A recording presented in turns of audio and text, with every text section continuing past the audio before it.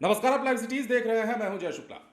बिहार का लाइफलाइन कहा जाने वाला महात्मा गांधी सेतु पुल पर लगातार जाम की स्थिति का मामला अब पटना हाई कोर्ट में जा पहुंचा है।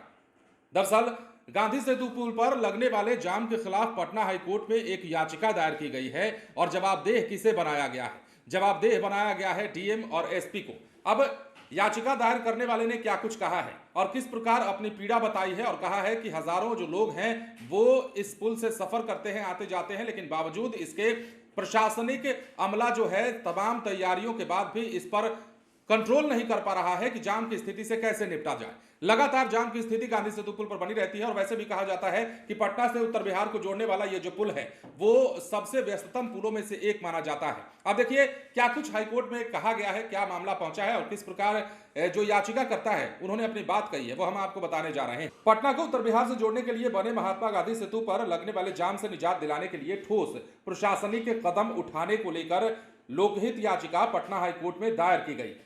आवेदक राजीव रंजन सिंह की ओर से दायर अर्जी में कहा गया है कि बिहार की लाइफलाइन कहे जाने वाले इस सेतु पर हमेशा जाम की स्थिति बनी रहती है। ट्रैफिक संभालने की व्यवस्था होने के बावजूद पुल पर जाम की स्थिति बनी रहती है। कभी कभी तो कई किलोमीटर दूर तक जाम लग जाता है।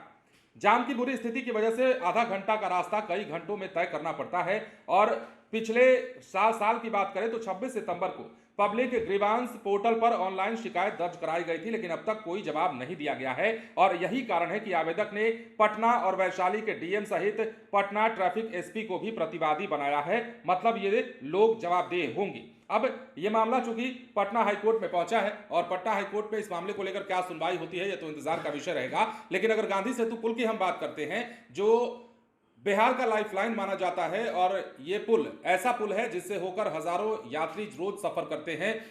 इस पार से गंगा, इस पार से गंगा, उस पार जाने का ये मेन जरिया भी है और व्यस्ततम पुल में से एक है, हमने आपको कहा भी। तो इस पुल पर लगातार जाम की स्थिति बनी रहती है और हमने कभी कभी आपको वीडियो भी दिखाया है और बताया है कि कैसे वैशाली की ओर जाने वाले यात्री जो हैं घंटों फंसे हुए हैं।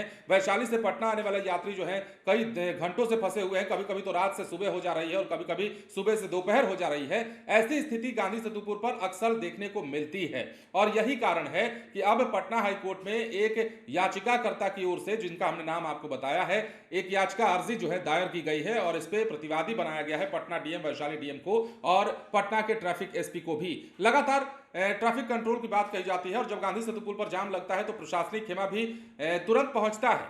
जाम की स्थिति से निपटने के लिए तमाम कोशिशें की जाती हैं, तमाम प्रयास किए जाते हैं। बावजूद इसके जाम की स्थिति लगातार इस पुल पर बनी रहने के कारण अब मामला हाईकोर्ट में पहुंचा है। अब एक शख्स ने इसे लेकर अर्जी दायर की है। अब देखना होगा कि पटना हाईकोर्ट इस पर क्या संज्ञान लेता है, क्या कुछ सुनवाई आगे चलकर होती है। बने रहें लाइव सिटीज के साथ। धन्यवाद।